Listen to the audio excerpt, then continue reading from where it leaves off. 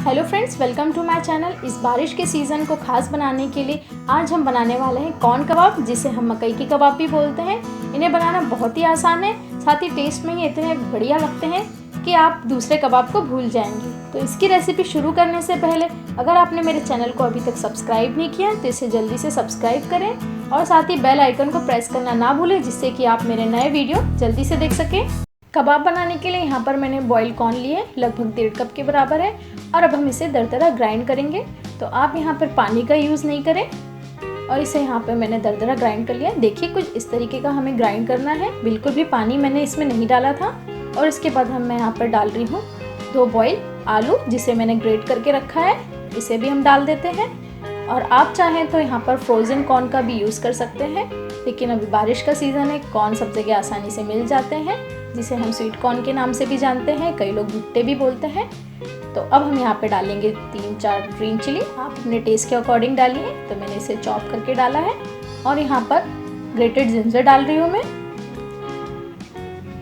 इसके बाद हम डालेंगे अनियन। तो अनियन को यहाँ पर मैंने बारीक चॉप करके डाला है। अगर आप अनियन नहीं खाना चाहते तो स्किप कर सकते हैं। इसके बाद हम डालेंगे यहाँ पर कुछ बॉइल्ड कॉर्न, जिन्हें मैंने पहले से ही बचा कर रख लिया था। तो यहाँ पर लगभग 2 टेबलस्पून के करीब यहाँ पर मैं बॉइल्ड कॉर्न डाल देती हूँ, जिससे जब हमारे कबाब में कॉर्न के दाने जब मुंह में आएंगे तो बहुत ही टेस्टी लगते हैं ये। उसके बाद मैं डाल रही हूँ यहाँ पे बारीक कटा हरा धनिया। आप चाहें तो यहाँ पर पुदीना भी ऐड कर सकते हैं, इससे भी कबाब का फ्लेवर बहुत ही बढ़िया आता है। और इसके बाद यहाँ पर मैंने 2 टेबलस्पून बारीक कैप्सिकम डाला है।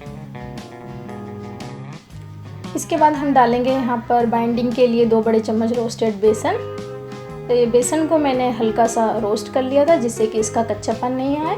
तो 3 से 4 मिनट में हमारा बेसन जो है रोस्ट हो जाता है, इससे कबाब में कच्चापन नहीं रहता है। और इसके बाद यहाँ पर मैं 1 बड़ा चम्मच कॉर्नफ्लोर डाल रही हूँ।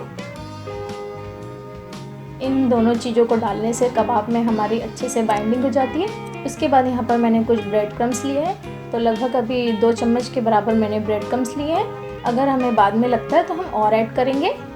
तो अब हम इसमें कुछ ड्राई मसाले डालेंगे। तो यहाँ पर हम डाल देते हैं रेड चिली पाउडर 1/2 टीस्पून। मसाला आप अपने टेस्ट के अकॉर्डिंग कम ज़्यादा कर सकते हैं। 1/4 टीस्पून हल्दी पाउडर, चाट मसाला 1/2 टीस्पून, आमचूर पाउडर 1/2 टीस्पून,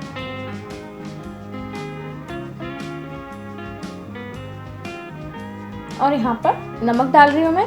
नमक आप अपने टेस्ट के अकॉर्डिंग ले सकते हैं। यहाँ पर मैंने 1/2 टीस्पून नमक डाला है, क्योंकि कॉर्न में भी नमक मैंने बॉईल करते टाइम यूज़ किया था।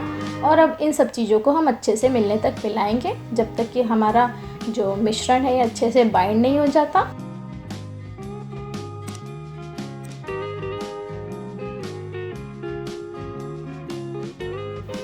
इसे मैंने अच्छे से मिक्स कर लिया है, और अभी भी ये थोड़ा सा स्टिकी लग रहा है, तो इससे हमारे कबाब अच्छे नहीं बनेंगे। तो इसमें थोड़ा सा ब्रेड क्रम्स और डाल देते हैं। तो यहाँ पर मैं 1 चम्मच ब्रेड क्रम्स और डाल रही हूँ, और अब इसे हम हाथों से अच्छे तरीके से मिक्स कर लेंगे। टोटल यहाँ पर हमने 3 बड़े चम्मच ब्रेड क्रम्स का यूज़ किया है, और इसे अच्छे से हाथों से बाइंड कर लेंगे। हाथों से अच्छे से बाइंड हो जाता है, और देखिए हमारा मिश्रण जो है कबाब का अच्छे से बाइंड हो गया है यहाँ पे। और अब ये पहले की तरह स्टिकी भी नहीं है, तो इसे हम डो की तरह बाइंड कर देते हैं, और इस तरीके से हाथों में लेकर चेक कर लेते हैं। तो देखिए बिल्कुल आसानी से हमारे जो कबाब का मिश्रण है वो बाइंड हो रहा है, इजीली ये शेप में आ रहा है। इसका मतलब ये है कि ये अच्छे से रेडी हो गया है। तो अब हम इसके कबाब्स रेडी कर लेंगे। कबाब बनाने के लिए यहाँ पर मैंने हाथों को ऑयल से ग्रीस कर लिया है। उसके बाद हम कबाब बनाएंगे। तो यहाँ पर हम चम्मच से थोड़ा थोड़ा पोर्शन ले लेते हैं, और हाथों के बीच में रखकर उसे कबाब का शेप देंगे। तो यहाँ पर मैं इस तरीके से इसे हाथों के बीच में सिलेंडर शेप दे रही हूँ। आप चाहें तो अपनी पसंद से इसे टिक्की का शेप भी दे सकते हैं।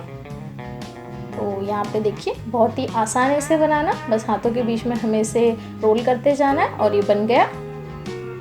और इसी तरीके से हम अपने बाकी के कबाब्स को भी रेडी कर लेंगे। तो यहाँ पे मैं आपको एक टिक्की वाला शेप बना के दिखा देती हूँ। तो इस तरीके से पोर्शन लेंगे और हाथों के बीच में से फ्लैट कर लेंगे, और साइड से ऐसे किनारों को स्प्रेड करके और ये देखिए हमारा टिक्की वाला शेप भी रेडी है। तो आपको जो शेप इनमें से अच्छा लग रहा है वो आप बनाइए, बहुत ही आसानी से बनाना।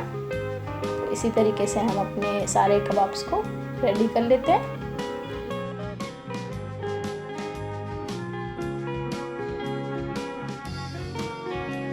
तो हम अपने बाकी के कबाब्स को भी रेडी कर लेंगे।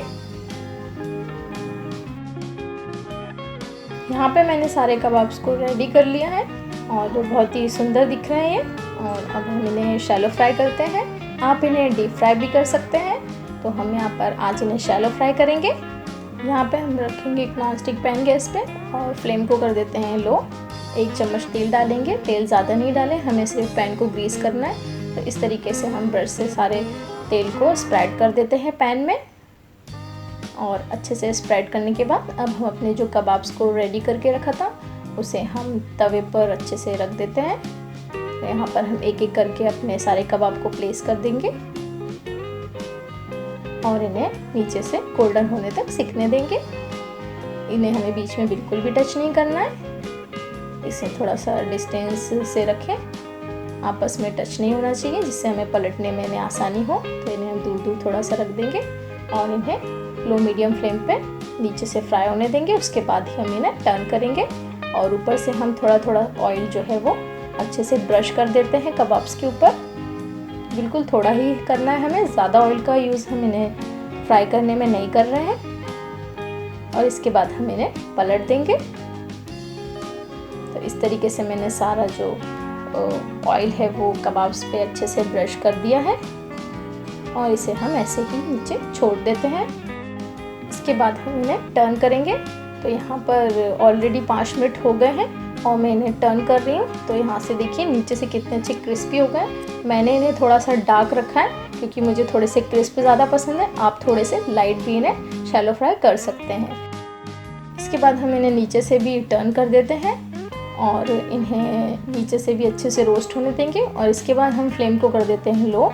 अभी तक हम इन्हें मीडियम फ्लेम पे हमने इन्हें फ्राई किया था।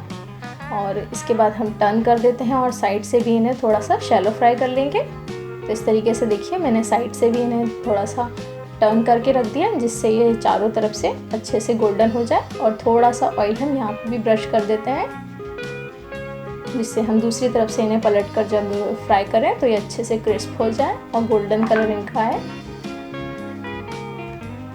तो अब इन्हें वापस से टर्न कर देते हैं और देखिए बहुत ही बढ़िया लग रहा है हमारे कबाब्स फ्राई होके रेडी हैं। थोड़ा सा ये ज़्यादा डार्क हो गए हैं बट ये जले बिल्कुल भी नहीं है, बहुत ही बढ़िया लगते हैं।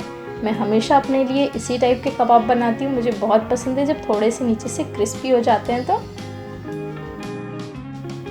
और देखिए हमारे कबाब रेडी हैं। गैस को हम यहाँ पे ऑफ कर देते हैं। चारों तरफ से बहुत अच्छे से गोल्डन कलर आ गया है इनका और अब हम इन्हें सर्व करेंगे। तो यहाँ पर मैंने इन्हें थोड़े से अनियन के साथ सर्व किया है। हमारे कबाब बनकर एकदम रेडी हैं। गर्मा गर्म कबाब आप ज़रूर बनाइए और ग्रीन चटनी और टमाटो केचप के साथ इन्हें सर्व कीजिए, बहुत ही बढ़िया लगते हैं खाने में। आपको अगर मेरी रेसिपी अच्छी लगी हो तो प्लीज़ इसे लाइक करें, चैनल को सब्सक्राइब करना ना भूलें। Thank you.